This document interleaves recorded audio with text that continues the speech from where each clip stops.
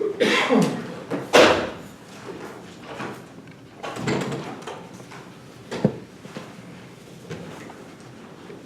right, thanks for being here, guys. I appreciate it. Obviously a disappointing loss this afternoon, and you know, that was a heck of a team. I got to give a lot of credit to Western Kentucky and what they've done. You can see the experience, the age, the development of those guys that have been in their program for this amount of time. That a very senior-laden team, very poised and explosive team, and they hit us on a couple big passes in the first half. You know, it's hard for us to, as you can see from the stat sheet, get a third down conversion, and so our defense was on the field more than we hoped that they would be.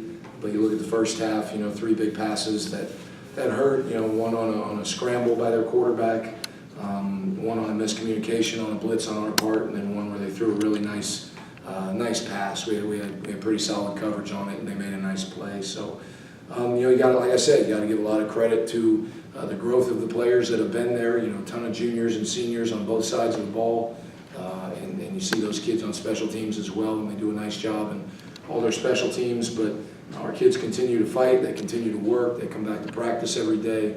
They were behind each other on the sideline. Our kids, you know, will look out for each other tonight and work to make good decisions so we can come back to work tomorrow and do everything we can to have a better performance next week when we go on the road. Charlie, we talked about the tight games and the progress that you've seen in that.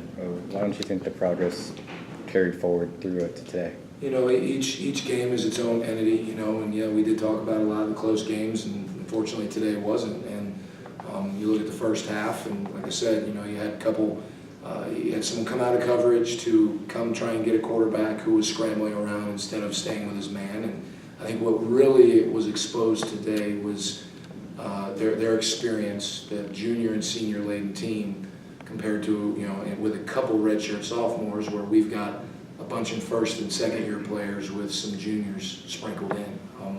That to me was really on display tonight, and again, give credit to Western Kentucky, and we just got to keep fighting to get these young kids to keep getting better and keep fighting. Last few games, Charlie, the ground game was very, very strong. What happened today? Was it their defense?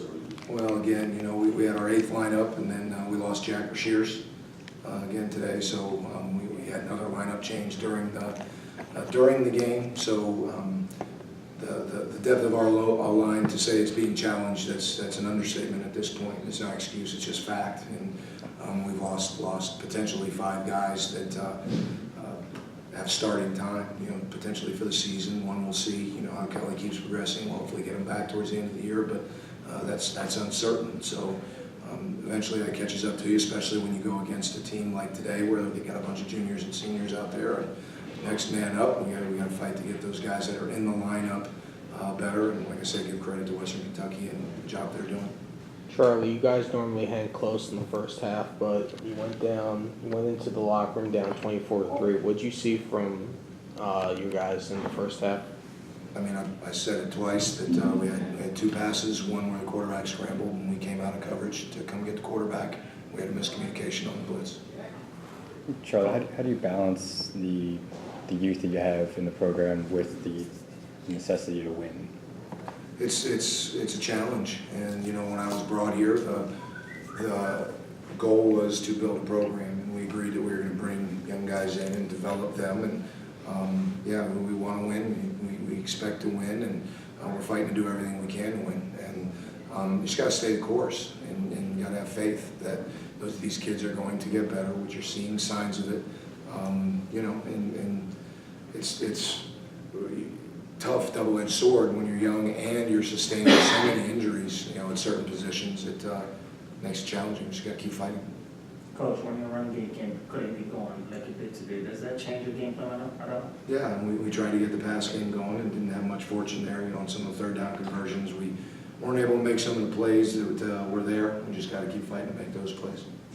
It looked like early in the second quarter you decided to make, at least that's when I noticed it, wholesale changes defensively. You got Cooley in there, you got a couple of other young guys in there.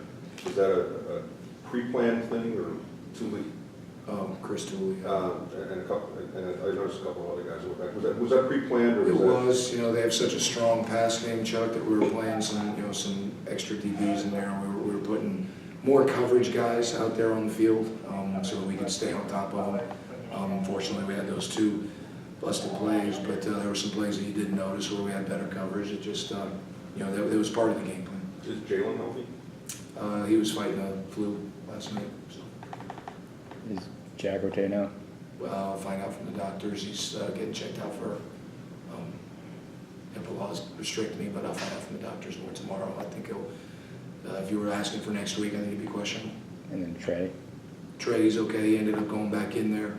You know, they checked him out. He was okay to go. He was cleared to go, and there was no way Trey was not going to go, which I'm proud of.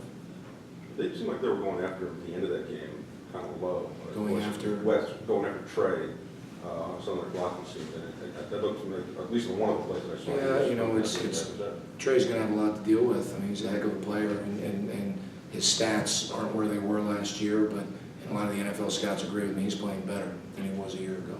He's really been disruptive, done a great job in the run game, and yeah, it's easy to deal with low blocks and doubles and chips and all those things. It's one of his challenges right now. After the last month of one possession games, is it tougher to kind of keep them focused, reel them back in after a game like today where it's not really that close?